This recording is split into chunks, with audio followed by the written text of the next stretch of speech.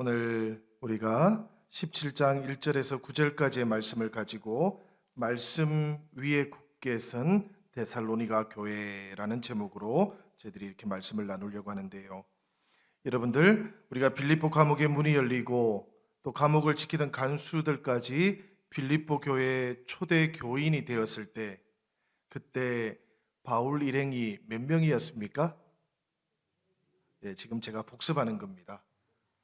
그때 바울과 실라 그리고 디모데와 누가가 있었지요. 이렇게 4명이었습니다. 그 다음에 이 빌립보 전도를 뒤로 하고 이제 바울 일행이 어디로 가게 되었는가 하면 데살로니가로 가게 되는데요. 이 데살로니가로 가는 길은 그 중간에 암비볼리와 아볼로니아를 거쳤다 그럽니다. 여러분들 지도를 보시면 조금 자세하게 보시면 저렇게 되어 있어요. 저기에 보면 빌립보에서 데살로니가로 가는 길에 이제 2개의 조그마한 도시가 있는데 암비볼리와 아볼로니아가 있다 그럽니다. 그리고 난 다음에 도착하는 곳이 바로 데살로니가라는 곳입니다. 오늘 우리가 봉독했던 사도행전 17장 1절에 보니까 어떤 말씀이 나오는지 한번 같이 읽어보겠습니다. 시작. 그들이 암비볼리와 아볼로니아로 다녀가 데살로니가에 이르니 거기 유대인의 회당이 있는지라. 이 말씀을 여러분들 유심히 한번 보시기를 바랍니다. 이 암비볼리와 아볼로니아를 거쳐서 데살로니가로 누가 갔다 그럽니까? 그들이 갔다 그러잖아요. 그들. 그지요? 우리가 전에 여러분 기억이 나나 모르겠습니다. 드로아에서 빌립보로 갈 때는 우리가 갔다 이러지요? 그래서 거기에 누가가 포함되어 있는 것을 우리가 알 수 있었는데요. 오늘 지금 데살로니가로 가는 이 길에서는 그들이 갔다라고 하니까 지금 누가는 어디에 있는 것일까요? 맞습니다. 빌립보에 남아 있는 겁니다. 빌립보에 지금 조그마하게 교회가 지금 생기고 이제 바울 일행이 데살로니가로 가지만 그곳에 누가는 남게 되었다라는 이야기예요. 남아서 이 빌립보에서 지금 막 생기고 있는 교회를 돌보고 있었다라는 그런 이야기입니다. 이렇게 이제 누가는 남고 3명이 데살로니가로 갔어요. 이 3명은 누굽니까, 여러분? 바울과 실라와 디모데입니다. 제가 너무 쉬운 걸 자꾸 여쭤보지요. 머리에 남으라고 제가 자꾸 말씀드리는 겁니다.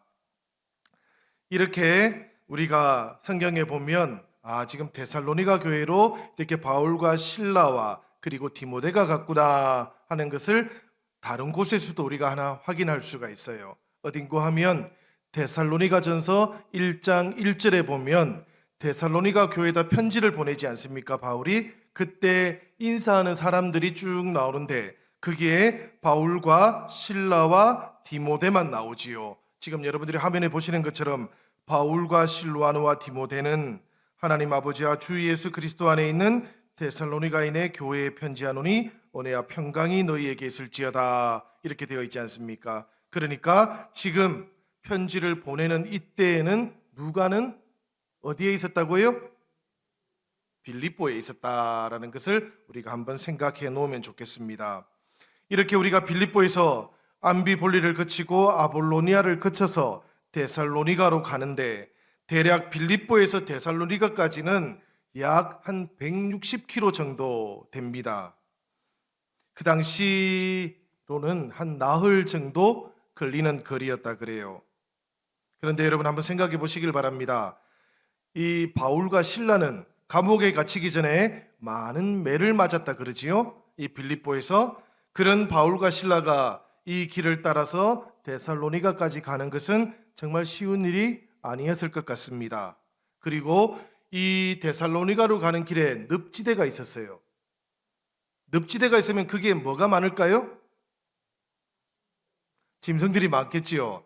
근데 짐승들 못지않게 많은 게 있는데 그게 뭔가 하면 모기가 많았어요. 늪이 있으면 모기가 많거든요.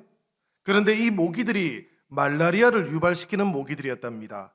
그래서 일설에 의하면 바울은 늘 이 말라리아로 고생을 했다라는 그런 이야기가 있어요. 이 데살로니가로 가는 이 길을 거쳐서 이제 바울 일행이 데살로니가에 이르렀다고 오늘 성경은 말하고 있는데요. 이 데살로니가는 마케도니아, 사실은 지금 또 보면 그렇습니다. 지금 또 그리스에서 두 번째로 큰 도시예요. 첫 번째로 큰 도시는 어디일까요? 예, 아테네가 제일 크겠지요. 두 번째로 제일 큰 도시가 이 데살로니가라고 하는데요. 이 데살로니가는 항구 도시이기도 하고 지금도 이 항공의 요충지이기도 합니다. 우리가 그리스를 가면은 그리스 비행기를 타고 가면은 이 데살로니가 공항에 내려요.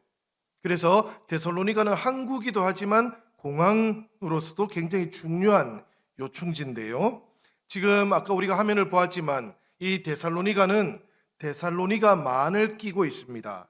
그리고 그 만을 끼고 멀리 맞은편을 보면 무엇이 하나 보이는가 하면 건너편에 이 그리스에서 가장 높은 산을 보게 됩니다. 그 산이 바로 올림푸스 산인데요. 높이가 2917m 높이라 그럽니다. 만년설이 늘 덮여 있다 그래요. 만년설이 덮여 있으니까 고대인들이 볼 때는 굉장히 신비롭게 보였던 것이지요. 그래서 이 올림푸스 산에 누가 산다고 그리스 사람들은 생각했는가 하면 제우스가 산다, 그렇게 생각을 하기도 했다 그럽니다. 이 데살로니가를 조금 더 생각해 보면 그 당시 마케도니아의 행정 수도이기도 했는데 여기에 인구가 대략 20만 명 가까이 살고 있었다 그럽니다. 지금이야 20만 명 그러면 뭐 그렇게 큰 도시입니까? 그죠? 그러나 이 고대에 20만 명이 사는 도시는 사실은 어마어마한 도시였던 거죠. 그래서 이곳은 늘 사람들이 오고 갔고 많은 로마의 문물들도 오고 가던 그런 지역이기도 했습니다. 오늘 우리가 읽었던 말씀에 보니까 지금 바울이 이 데살로니가를 방문했을 때 그곳에서 어디에 가장 먼저 갔다고요? 회당에 갔습니다. 그렇죠? 유대인 회당에 갔어요. 빌립보에는 없는데 데살로니가에는 있는 것 뭘까요? 제가 나중에 성경 퀴즈 내보려고 합니다. 빌립보에는 없는데 데살로니가에는 있는 것, 이건 회당이에요. 그런데 특별히 회당이 있다는 이야기는 이곳에 유대인들이, 특히 유대인 남자들이 몇 명 이상 있다고요? 누가 맞추셨는지 모르겠네. 잘 맞추셨습니다. 최소한 10명 이상은 되어야 회당을 지을 수 있거든요. 그러니까 이 데살로니가에는 유대인이 최소한 남자들만 10명 이상 있었다. 그런데 성경을 가만히 보면 이 회당은 호시나고게라고 이렇게 적혀 있지 않아요. 그냥 시나고게라고 적혀 있습니다. 무슨 이야기인가 하면 그 해당, 유일한 해당이라고 말하지 않고요. 여러 개의 해당 가운데 하나라고 그렇게 되어 있어요. 그러니까 데살로니가에는 지금 바울이 갔던 해당 말고도 여러 개의 해당이 더 있었다는 이야기입니다. 그러니까 유대인들이 이 데살로니가에 많이 살고 있었다는 이야기예요. 디아스포라 유대인들이 많이 살고 있는 곳에 바울이 도착했던 겁니다. 그리고 나서 17장 2절 말씀대로 바울은 이제 회당으로 갔는데요. 2절 말씀도 우리 같이 한번 읽어보도록 하겠습니다. 다 같이 읽겠습니다. 바울이 자기의 관례대로 그들에게로 들어가서 새 안식일에 성경을 가지고 강론하며, 이게 관례였어요. 그지요? 사실은 예수님도 이렇게 하셨습니다. 예수님도 이 팔레스틴에서 회당에 가서 주로 말씀을 처음에 전했어요. 그러다가 회당에서 쫓겨나니까 그 다음에는 회당이 아니라 길거리에서 말씀을 가르쳤고요. 그러다가 길거리에서도 쫓겨나니까 예수님이 어디에서 가르쳤는가 하면 바닷가 해변에서 가르치셨어요. 그러다가 바닷가 해변에서 바리새인들이나 누가 쫓아오면 배를 타고 가버나움으로 건너가셨거든요. 회당이 굉장히 중요한 이 말씀을 선포했던 장소였다는 이야기입니다. 바울도 자신의 관례대로 이 회당에 들어갔습니다. 바울은 이제까지 빌립보에서는 회당이 없어서 유대인들이 기도하던 곳에 찾아갔고요. 또 갈라디아 지역에서도 회당에 가서 먼저 말씀을 전했던 것을 우리가 기억을 하지요. 왜 그랬을까요, 여러분? 그곳에 가면 우선 유대인들은 당연히 있을 거고요. 또 누가 있습니까? 경건한 이방인들이 있어요. 그죠? 아직까지 완전히 유대인으로 개종하지는 않았지만 여호와 하나님을 경외했던 이방인들이 그곳에 있었기 때문에 바울은 그곳에서 복음을 전하는 것이 가장 효과적이다라고 그렇게 생각을 했던 겁니다. 그래서 데살로니가를 방문해서도 유대인 회당으로 들어갔던 것이고 새 안식일을 3번이나 그곳에서 보내었다 그럽니다. 그곳에서 하나님의 말씀을 이렇게 증언했다라는 것이지요. 3절에 보면 바울 사도가 이 안식일에 회당에서 어떤 말씀을 전했는지도 잘 요약해서 우리에게 보여주고 있습니다. 이 3절의 말씀 우리 같이 한번 읽어보도록 하겠습니다. 다 같이 읽겠습니다. 뜻을 풀어 그리스도가 해를 받고 죽은 자 가운데에서 다시 살아나야 할 것을 증언하고 이르되 내가 너희에게 전하는 이 예수가 곧 그리스도라 하니. 여러분, 여기에서 보면 바울이 회당에 들어가서 어떤 말씀을 전했는지 이제 우리가 아주 핵심적인 내용은 알 것 같아요. 뜻을 풀어 라고 되어 있습니다. 그죠? 이게 무슨 이야기인가 하면 당시에는 성경은 구약 성경밖에 없었어요. 신약 성경은 아직 나오기도 전이었습니다. 단 하나의 신약 성경도 없었어요. 지금 사도 바울이 데살로니가 회당에 들어갔을 때는 단 하나의 신약 성경도 아직 존재하지 않았습니다. 한 4, 5개월 정도 지나면 첫 번째 신약 성경이 드디어 나타나게 돼요. 그런데 아직은 없었습니다. 회당에 들어가서 지금 이제 말씀을 전하려고 하는 그때에 가만히 생각을 한번 해봅니다. 그 당시 회당은 이랬거든요. 안식일마다 회당장이 양피지 두루마리, 이 구약 성경이죠. 그것을 펼쳐놓고 정해진 본문을 딱 읽은 다음에 이 회당에 온 누구라도 이 말씀에 대해서 영감이 있는 사람은 이 말씀을 한번 풀어보시오, 이렇게 했습니다. 그러면 회당에 왔던 사람들 누구라도 나와서 그 말씀에 대해서 나는 이러이러하게 생각합니다 라고 그렇게 이야기를 했던 거예요.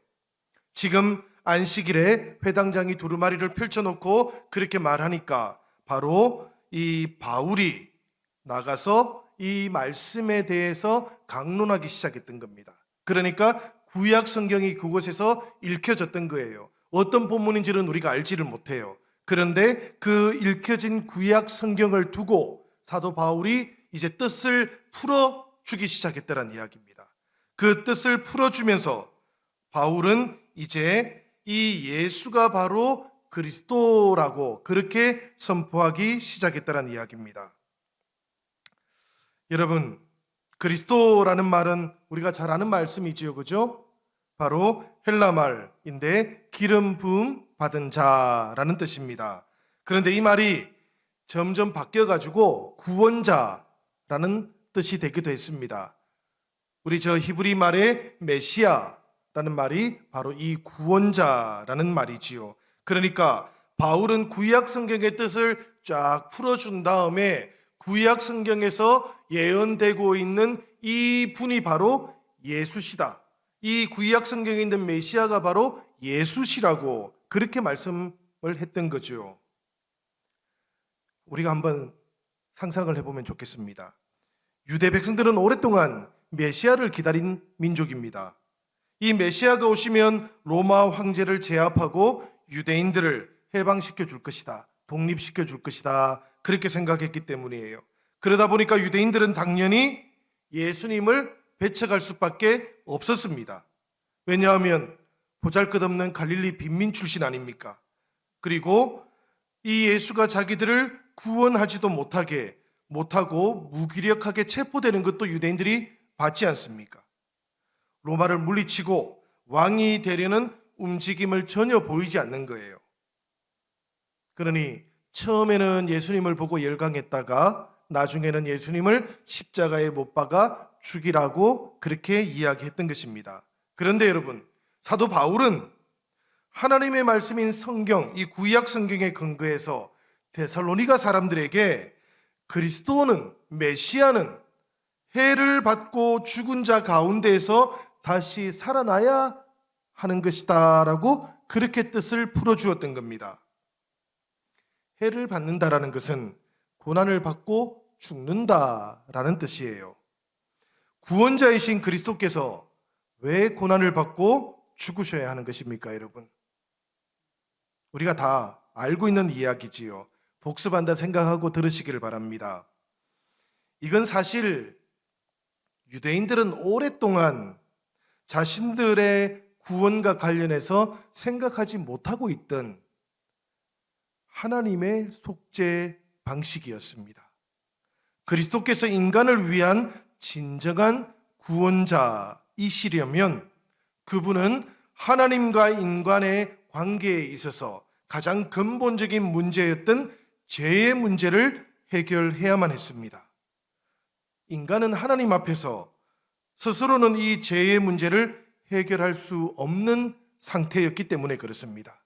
마치 죄에 갇혀 있는 것 같아서 사람은 누구든지 스스로 하나님 앞에 설 수가 없었던 것이지요. 이 사람을 구원하고자 하는 메시아는 그렇기 때문에 인간을 대신해서 죄의 형벌을 짊어져야 하는 것이었습니다. 그리고 동시에 죄의 치명적인 결과인 죽음의 문제도 해결해야만 하는 것이었어요. 예수님께서, 메시아이신 예수님께서 죽은 자들 가운데서 반드시 다시 살아야 하는 이유도 바로 여기에 있는 겁니다. 주님께서는 인간의 죄를 대리해서 형벌을 짊어지시는 것, 그러니까 성경의 표현을 빌어보자면 죄에 대해서 죽으셔야 했던 겁니다. 그러니까 죄로 인해서 죽는 것이 아니에요, 여러분. 이걸 우리 두 개를 구분을 잘해야 됩니다. 죄로 인해서 죽게 되는 것은 우리 인간들이었습니다. 그런데 메시아는 우리가 죄에 대해서 죽을 수 있도록 하기 위해서 우리를 대신해서 죽으신 거예요. 말이 조금 복잡하지만 그렇습니다, 여러분. 죄에 대해서 죽는다라는 말의 의미는 뭔고 하면 이제 죄에 대해서는 우리는 아무런 관계가 없게 되었다라는 그런 뜻입니다. 그리고 이 메시아는 죽음을 깨뜨리고 부활하시는데 그것은 왜 그런가 하면 우리 사람이 의에 대해서 살게 하도록 하기 위함입니다. 의에 대해서 살게 하는 것은 이제 의로움의 주인이 되시는 하나님에 대해서 우리가 살게 하도록 하기 위함인 것이지요. 조금 복잡합니까, 여러분? 우리 성경의 말씀을 몇 구절 오늘 찾아보려고 합니다. 먼저 우리가 로마서 6장 10절에서 11절의 말씀 우리가 같이 한번 읽어보도록 하겠습니다. 로마서 6장 10절에서 11절 말씀입니다. 다 같이 읽겠습니다. 그가 죽으심은 죄에 대하여 단번에 죽으심이요 그가 살아계심은 하나님께 대하여 살아계심이니 이와 같이 너희도 너희 자신을 죄에 대하여는 죽은 자요 그리스도 예수 안에서 하나님께 대하여는 살아있는 자로 여길지어다. 이것이 로마서가 우리에게 알려주고 있는 메시아께서 고난당하고 죽으시고 그리고 부활하시는 이유입니다. 우리가 1차 전도 여행 때 저 비시디아 안디옥 그리고 루스드라 더베 이 고냐 지역을 우리가 살펴보았는데요. 사실은 여러분들 그 지역을 살펴볼 때 우리가 갈라디아서를 함께 읽는 것이 좋습니다. 왜냐하면 갈라디아서라는 편지는 바로 그곳에 보내는 편지거든요. 이 갈라디아서 6장 14절에도 바로 이 내용이 이렇게 나오고 있습니다. 이 말씀도 한번 같이 읽어보도록 하는데요. 이 말씀은 이 십자가와 세상의 관계로 이 내용을 표현하고 있습니다. 같이 한번 읽어보겠습니다. 내게는 우리 주 예수 그리스도의 십자가 외에 결코 자랑할 것이 없으니 그리스도로 말미암아 세상이 나를 대하여 십자가에 못 박히고 내가 또한 세상을 대하여 그러하니라. 여러분, 이 갈라디아서의 말씀과 조금 전에 읽었던 우리가 로마서 6장 10절 11절의 말씀은 내용상으로는 실제로는 똑같은 이야기를 하고 있는 겁니다. 메시아께서 왜 해를 당하고 죽으셨다가 부활하시는가 하는 그 이유를 하나는 갈라디아 지역에 있는 사람들에게 설명하는 것이고 또 하나는 저 로마에 있는 성도들에게 설명하기 위해서 이 편지를 썼기 때문에 그렇습니다. 그런데 여러분, 바울 사도뿐만 아니고 베드로 사도도 똑같이 이야기하는 것을 우리가 베드로전서 2장 24절에서 발견을 해요. 우리 베드로전서 2장 24절의 말씀도 한번 같이 읽어보도록 하겠습니다. 우리 다 같이 읽겠습니다. 친히 나무에 달려 그 몸으로 우리 죄를 담당하셨으니 이는 우리로 죄에 대하여 죽고 의에 대하여 살게 하려 하심이라. 아멘. 여러분, 이 말씀을 우리가 구절을 설명하지 않고 여러분들에게 딱 보여드리면 여러분들은 아마도 이 말씀은 당연히 사도 바울의 편지에 나오는 말씀이다, 로마서나 갈라디아서에 나오는 말씀이라고 생각하셨을 거예요. 그런데 이 말씀은 베드로 사도가 또 남겨놓은 편지에 나오는 내용이기도 한 것이죠. 그러니까 이 얘기는 무슨 이야기인가 하면 예루살렘에 있던 성도들도 또 이방인 지역에서 복음을 받은 성도들도 누구나 할 것 없이 그리스도 예수께서 메시아시다, 그리고 그 메시아가 해를 당하고 고난을 당하고 죽고 부활한 이유는 무엇인가라는 데 대해서 똑같은 내용으로 알고 있었고 고백하고 있었다는 이야기입니다. 바울 사도는 데살로니가 회당에서 구약 성경의 말씀을 펼쳐서 읽고는 그 말씀 속에 예언되고 있는 메시아가 바로 이와 같은 이유 때문에 고난을 당하셨고 죽음을 당하신 후에 다시 살아나셨는데 예수가 바로 그 메시아시다고 그렇게 강론을 했던 것입니다. 이 이야기를 이 데살로니가 지역에 있는 회당에서 사람들이 들었어요. 유대인들만 들었던 것이 아니고 그곳에 있던 이방인들도 함께 들었습니다. 그런데 여러분, 반응은 사뭇 달라요. 이방인들은 이 바울이 전하는 복음, 예수 그리스도가 메시아라는 이 소식에 대해서 그야말로 열광하면서 복음을 받아들입니다. 그런데 유대인들은 전혀 다른 반응을 보였던 것이지요. 우리가 4절의 말씀 한번 읽어보도록 하겠습니다. 다 같이 읽겠습니다. 그 중에 어떤 사람 곧 경건한 헬라인의 큰 무리와 적지 않은 기부인도 근함을 받고 바울과 실라를 따르나. 예, 여러분, 여기에 보니까 경건한 헬라인의 큰 무리가 이 복음을 받아들였다. 그러니까 예수께서 바로 그 메시아라는 것을 받아들이기 시작했다라고 그렇게 전하고 있습니다. 여기에는 유대교로 개종한 헬라 사람들도 있고요, 아직 개종하지는 않았지만 하나님을 경외했던 헬라 사람들도 있었을 겁니다. 그리고 적지 않은 이 데살로니가 지역의 기부인들도 포함이 되어 있었다 그럽니다. 데살로니가 지역의 유력한 지도자들의 부인들입니다. 상류층에 속해 있었겠지요. 그런데 이 기부인들도 유대교로 개종했거나 아니면 하나님을 예배했던 그런 경건한 이방인들이었는데 바울을 통해서 이 복음을 듣고는 예수 그리스도로 자신들의 구주를 삼기 시작했다라는 그런 이야기입니다. 여기 말씀해 보니까 지체 없이 바울과 실라를 따랐다라고 되어 있는데요, 이 말씀이 당연히 바울과 실라를 추종했다는 이야기는 아니겠죠, 여러분. 이 말씀의 의미는 당연히 예수 그리스도를 따르는 바울과 실라의 삶에 자신들의 삶을 일치시켰다는 이야기입니다. 그래서 자신들도 예수님을 따르는 사람으로 살기를 결단했다라는 그런 이야기예요. 여러분, 데살로니가에서 일어난 이 일은 간단한 일이 아닙니다. 쉬운 일도 아니고요. 그리스 로마 신들을 믿는 대신에 예수 그리스도의 제자가 된다는 것은 그 당시 이 로마 사회에서는 신들을 믿지 않는 사람이 된다는 의미였습니다. 우리가 조금 생각하는 것하고 다르지요. 여러 그리스 신들하고 유대인의 신을 믿는 것 중에서 개종한 것이구나 라고 생각할 수 있겠습니다. 이건 유대교하고 우리 그리스 신화하고의 관계에서는 그렇게 표현을 할 수 있어요. 그런데 십자가에 달린 예수님을 메시아로 믿는다라는 것은 전혀 다른 의미가 되어버립니다.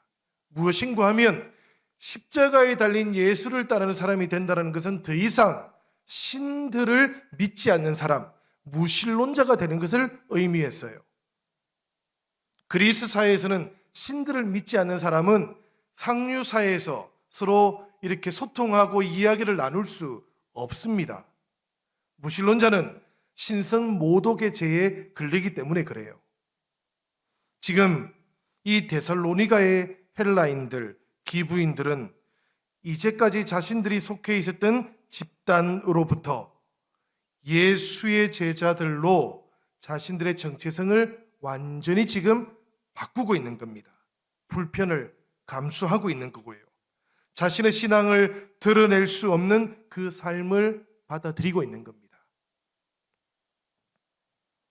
그런데 아무리 생각해봐도 여러분, 데살로니가 그 상류 사회에서 그리고 사교 클럽에서 일상을 보내는 대신에 예수님의 제자로 살고 또 예수님을 믿는 제자들의 공동체 안에 머무는 것이 이분들에게는 더 행복했던 것 같습니다. 그렇지 않고 이런 선택을 했을 리가 없는 것이지요. 헬라의 지혜로도 유대인들의 율법으로도 얻지 못했던 하나님 앞에서의 의로움과 자유함을 이분들은 얻었던 것이지요. 예수님을 그리스도로 믿는 복음과 함께 주어지는 그 기쁨이 이것을 가능하게 했던 것입니다. 쉬운 일은 아니었지만 이 기쁨 때문에 결단할 수 있게 되었던 거지요. 저는 그런 생각을 합니다. 데살로니가 그곳에서 눈만 들어보면 올림푸스 산이 보였는데요. 다시 말하면 제우스 신전이 보였을 텐데요. 그런데도 불구하고 이 데살로니가에서 일어난 이 복음의 역사는 정말 놀랍다라는 그런 생각이 듭니다. 그러나 이 복음의 역사를 지켜보던 유대인들의 반응은 달랐습니다. 5절의 말씀인데요. 5절에는 이렇게 되어 있습니다. 그러나 유대인들은 시기하여 저자의 어떤 불량한 사람들을 데리고 때를 지어 성을 소동하게 하여 야손의 집에 침입하여 그들을 백성에게 끌어내리고 찾았으나 이렇게 되어 있습니다. 이 야손은 좀 유명한 사람입니다, 여러분. 우리에게는 상대적으로 조금 덜 알려져 있지만 저 유럽이라든지 영미권에서는 사람의 이름으로 이 야손이라는 말이 굉장히 많이 사용돼요. 아마 여러분들은 잘 들어보지 못했을 겁니다. 왜냐하면 야손이라고 부르지는 않거든요. 제이슨이라고 그렇게 부릅니다. 여기에 보면은 이제 저 히라브로는 이야손이라고 이렇게 되어 있는데요. 저 I로 표기되어 있는 게 히라브로는 이오타라고 합니다. 이 이오타가 영어 알파벳에서는 J로 바뀌어요, 나중에. 그래서 저기에서 이제 제이슨이라는 이름이 나오게 됩니다. 이 제이슨, 이 야손이라는 사람이 사실 성경에 보면 자세하게 나와 있지는 않아요.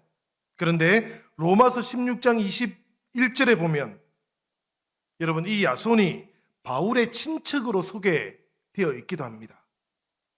바울의 친척이었을까요? 이 야손이? 로마서 16장 21절에 그렇게 되어 있으니 그럴지도 모릅니다, 여러분. 저기에 보니까 나의 동력자 디모데와 나의 친척 누기오와 야손과 소시바드가 너희에게 문안하느니라 라고 되어 있으니 실제로 친척일지도 모릅니다. 그런데 여러분, 사실 친척이라고 우리말로 번역해 놓은 이 히라브는 어떤 단어였는가 하면 싱게네스라는 단어예요. 싱게네스라는 단어의 이 뜻은 동족이라는 뜻입니다. 그러니까 나의 동력자 디모데와 나의 동족 누기오와 야손과 소시바드가 너희에게 문안하느니라 이렇게 말을 할 수도 있겠습니다. 그렇다면 야손은 유대인인 것이지요. 왜 이런 표현을 하게 되었는가 하면 디모데는 우리가 알기로는 아버지가 헬라 사람이지 않습니까? 그래서 디모데에 대해서는 나의 동력자라고 이렇게 표현을 하고 나머지 유대 사람들 모두는 이렇게 나의 동족이라고 바울이 그렇게 표현했을 수도 있어요.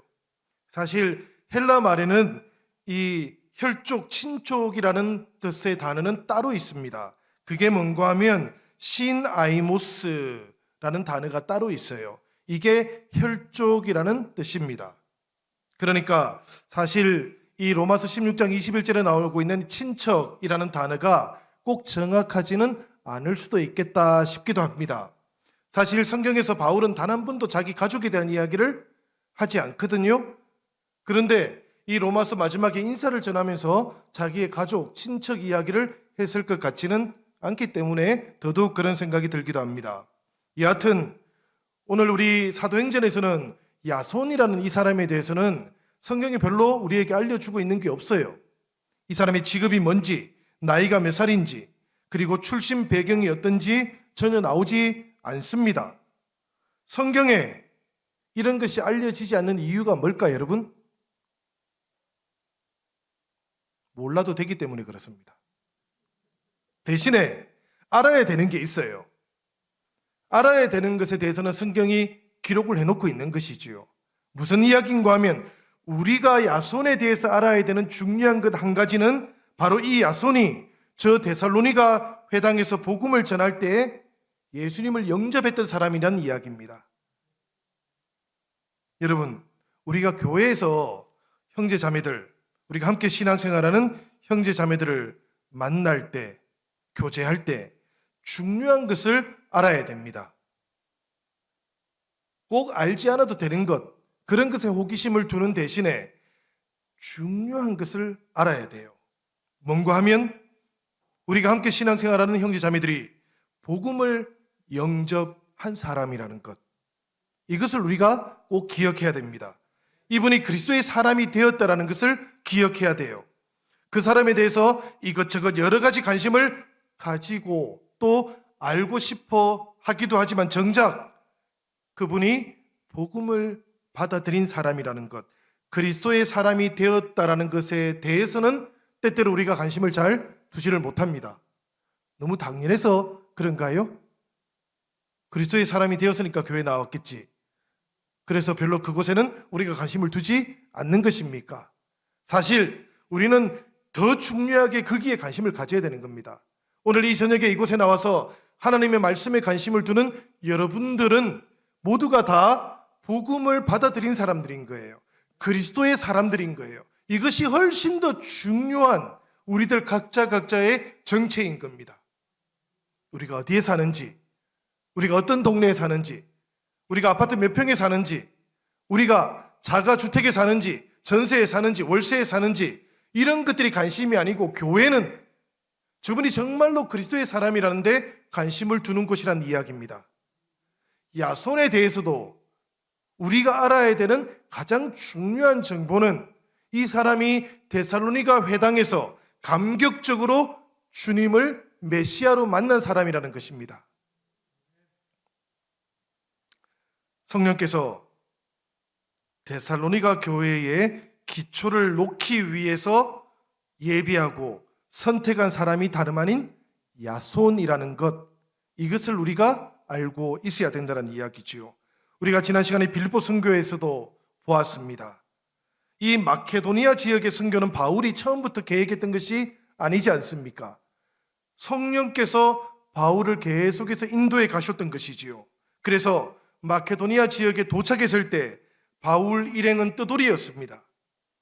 그런데 빌립보에서는 성령께서 루디아를 예비해 놓으셨고, 그리고 이 데살로니가에서는 성령께서 야손을 예비시켜 놓았던 것이지요.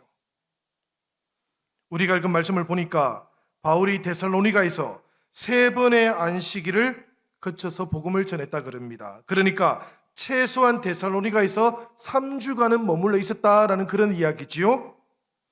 그런데 데살로니가전서 2장 9절을 보면 바울 일행은 이 데살로니가에서 좀 더 오래 머물렀던 것으로 보입니다. 우리가 데살로니가전서 2장 9절의 말씀을 한번 같이 읽어보도록 하겠습니다. 다 같이 읽겠습니다. 형제들아, 우리의 수고와 애쓴 것을 너희가 기억하리니 너희 아무에게도 폐를 끼치지 아니하려고 밤낮으로 일하면서 너희에게 하나님의 복음을 전하였노라. 여기에 보면 바울과 그 일행이 데살로니가에서 어떤 모습으로 지냈는지가 대략 추측이 됩니다. 안식일에는 회당에 가서 복음을 전했어요. 그렇지만 평소에는 바울 일행이 뭘 했다고요? 밤낮으로 일을 했다 그럽니다. 밤낮으로 일을 한 이유가 무엇일까요? 데살로니가 지역에서 막 그리스도의 복음을 받아들이고 이제 처음으로 열매 맺게 되는 이 성도들, 형제 자매들에게 바울 일행이 폐를 끼치지 않으려고 했던 겁니다. 그래서 바울 일행은 그곳에서 일을 하면서 복음을 전했다는 거예요. 제 생각에는 3번 안식일을 맞이하기 위해서 바울 일행들이 계속해서 이렇게 일을 했다고 표현하지는 않았을 것 같습니다. 사실은 데살로니가에서 좀 더 긴 시간을 머물러 있었던 것이 아닐까 그런 생각이 들기도 합니다. 일반적으로 이 신약 성서학자들은 데살로니가에서 바울 일행들이 한 8개월 가까이 머물렀을 것이라고 그렇게 추정을 하고 여러 가지 근거들을 제시하기도 합니다.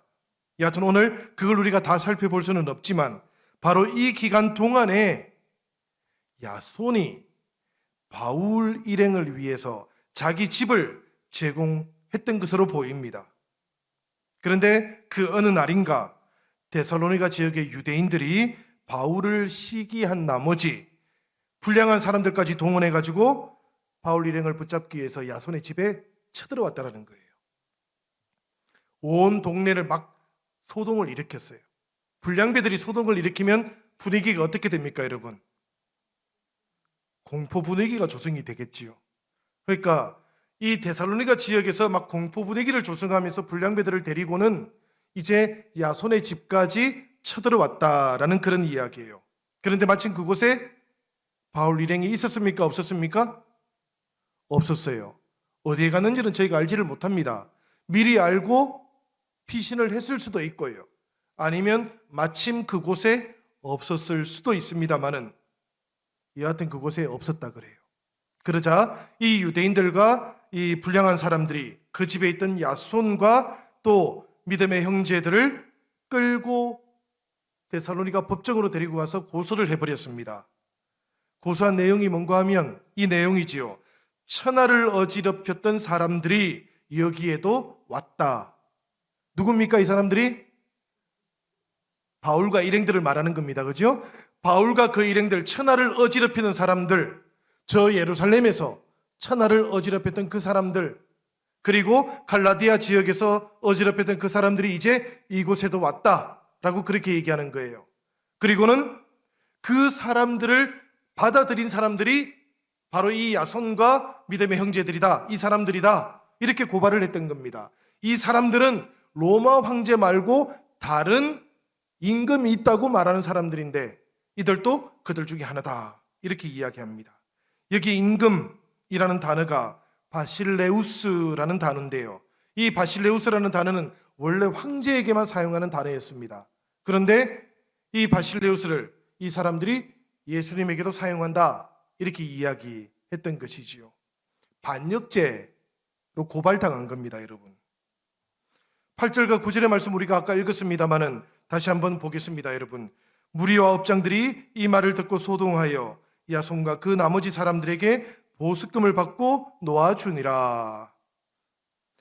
이 말을 듣고 소동했던 이유는 당연합니다, 그렇죠? 지금 데살로니가 동네에 반역죄인들이 나타났던 것 아닙니까? 그러니까 당연히 데살로니가 관리들도 긴장하는 거죠. 그런데 여러분, 이렇게 소동했던 데살로니가의 관리들이 이 사람들을 풀어줘요. 풀어주는데 뭘 받고 풀어줬다고요? 보석금을 받고 풀어줬다. 이러니까 뭔가 좀 이상하지 않습니까, 이게? 돈을 받고 풀어줬다. 돈을 얼마나 받고 풀어줬을 것 같습니까? 돈을 받고 풀어주면 이 소동과 긴장이 사라질까요? 뭔가 이 말씀은 조금 이상합니다, 여러분. 여기에 나오는 이 보습금이라는 것을 우리가 조금 알아야 돼요. 이 보습금이라는 단어가 히카노스라는 단어인데요, 이런 이야기입니다. 야손과 그의 집에 있던 몇 형제들로부터 히카노스를 받고 그들을 풀어주었다, 이렇게 해야 되는 거거든요. 그런데 히카노스를 보습금이라고 번역을 했는데 사실 그 당시에는 히카노스는 꼭 돈을 의미하는 것만은 아니었다 그래요. 이 히카노스라는 것은 보상이라든지 혹은 배상을 할 때에 넉넉하고 충분한 것을 말하는 단어입니다. 그러니까 지금 야손과 그의 집에 있던 몇 형제들로부터 자신들이 지금 혐의를 받고 있는 반역죄에 충분한 어떤 처벌을 받고 혹은 어떤 대가를 치르고 이들이 나왔다라는 그런 뜻이에요. 그런데 이 야손과 몇몇의 형제들은 그럼 무엇을 했던 것일까요, 여러분?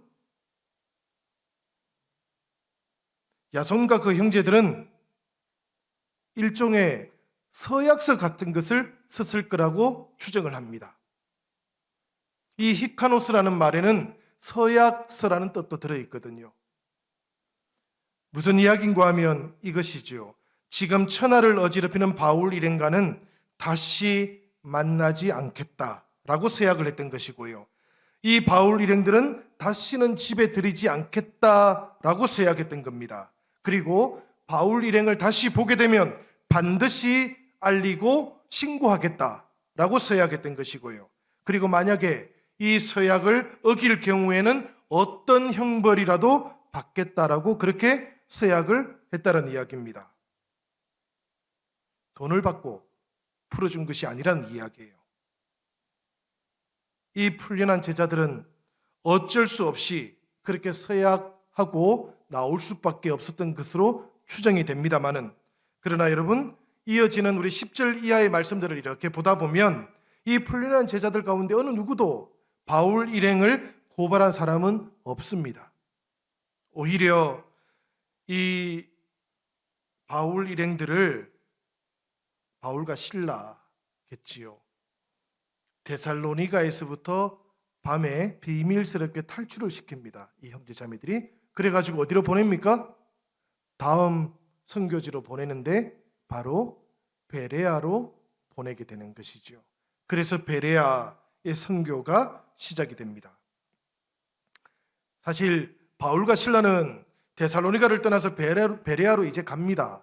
그런데 데살로니가에 남겨져 있던 이 처음 열매 맺은 믿음의 형제 자매들 야손을 포함해서요, 이들은 어떤 상황을 맞이하게 되었을까요, 여러분? 우리가 성경 데살로니가 전서 2장 17절부터 우리가 한번 보겠습니다. 데살로니가 전서 2장 14절부터 먼저 보겠습니다. 14절 말씀 한번 보도록 하지요. 어떤 상황인지 우리가 추측할 수가 있습니다. 다 같이 한번 읽겠습니다. 형제들아, 너희가 그리스도 예수 안에서 유대에 있는 하나님의 교회들을 본받은 자 되었으니 그들이 유대인들에게 고난을 받음과 같이 너희도 너희 동족에게서 동일한 고난을 받았느니라. 고린도에서 데살로니가 전서를 쓰거든요. 데살로니가 전서가 성경 가운데, 신약 성경 가운데 가장 먼저 쓰여진 성경입니다, 여러분. 바울이 이제 베레아를 지나고 아테네를 지나고 고린도로 가는데요, 이 고린도에 가서 데살로니가 지역의 처음 열매 맺은 형제 자매들이 고난을 당하고 있다는 소식을 듣고는 편지를 보낸 겁니다. 그것이 데살로니가 전서예요. 그러니까 대략 연도로 치면 51년 정도에 쓰여진 겁니다. 첫 번째 성경이, 신약 성경이 탄생하게 된 거예요.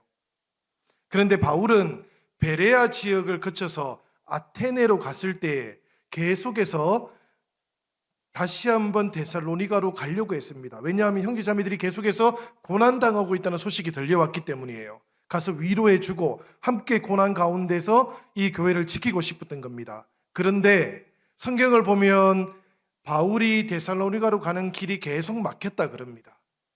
그래서 아테네에 있을 때 누구를 보내는가 하면 디모데를 다시 이 데살로니가로 보냅니다.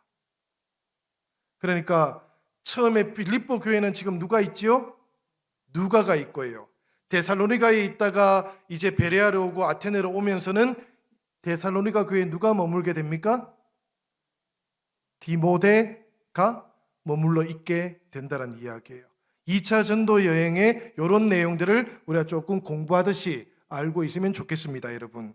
우리가 2장 17절에서 20절까지의 말씀도 우리 같이 읽겠습니다. 데살로니가 전서입니다. 이 말씀을 읽고 우리가 전체적인 데살로니가 교회 상황들을 한번 파악해 보면 좋겠어요. 다 같이 읽겠습니다. 시작.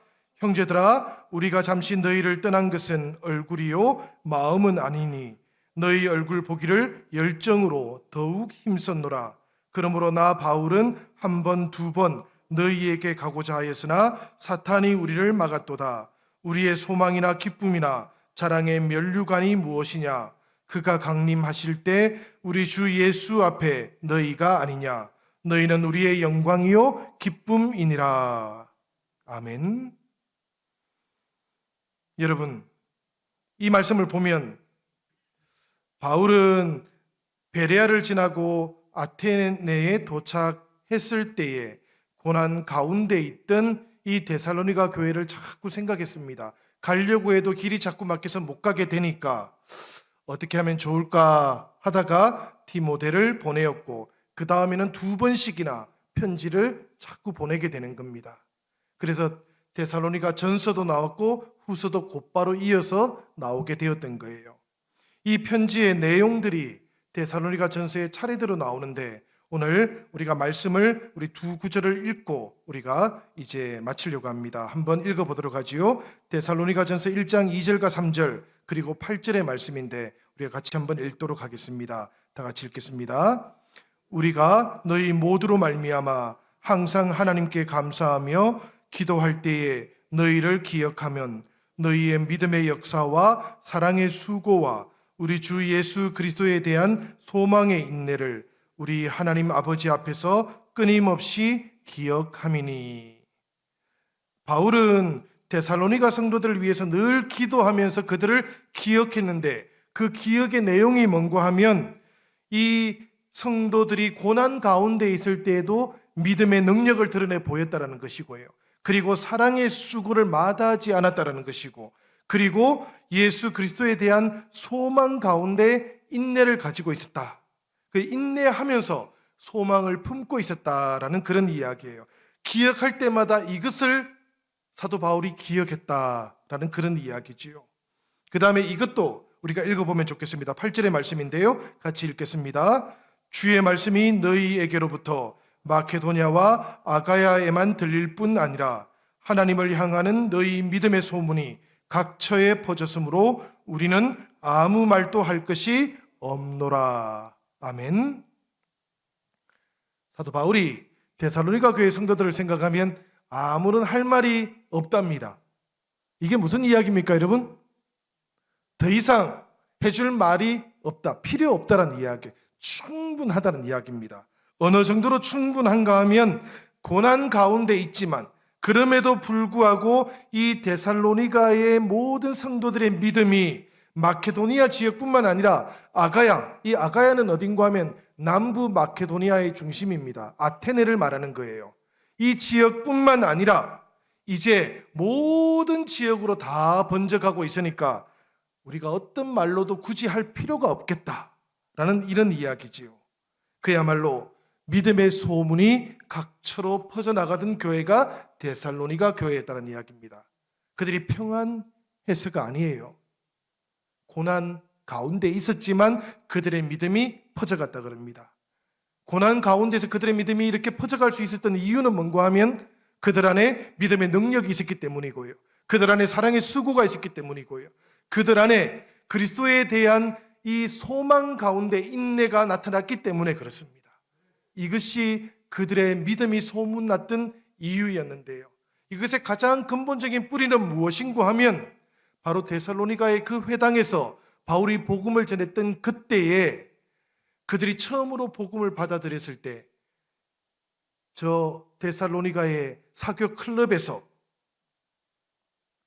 그곳의 귀족들하고 함께 일상을 보내는 것보다도 그리스도 예수 그분이 보여주었던 그 은혜와 사랑과 자유함이 그들에게는 더 큰 기쁨으로 체험되었기 때문에 이 모든 것들이 가능했던 것이지요. 사랑하는 여러분, 우리 성도들은 이 기쁨이 늘 회복되어야 하는 존재들입니다. 늘 이 기쁨을 가지고 우리의 모든 상황들을 만날 수 있어야 됩니다. 그렇다면 그것이 고난이라 할지라도 우리의 믿음은 모든 것으로 소문나게 될 줄로 믿습니다. 교회 표어들을 보면 믿음이 소문나는 교회, 이런 표어들을 많이 붙이거든요. 데살로니가 교회처럼 되기 위한 교회의 소망입니다. 사랑하는 여러분, 우리 영신교회도 믿음이 소문나는 교회가 되면 좋겠습니다. 우리가 평안할 때뿐만 아니라 어려움 가운데에서도 우리의 믿음이 소문나는 그런 성도들이 되기를 바랍니다. 우리 안에 그런 기쁨이 역사하는 믿음의 성도들 되어서 주님께 영광 돌리는 우리 영신교회 되기를 주님의 이름으로 축원합니다. 우리 같이 이 시간 우리 찬송하겠습니다.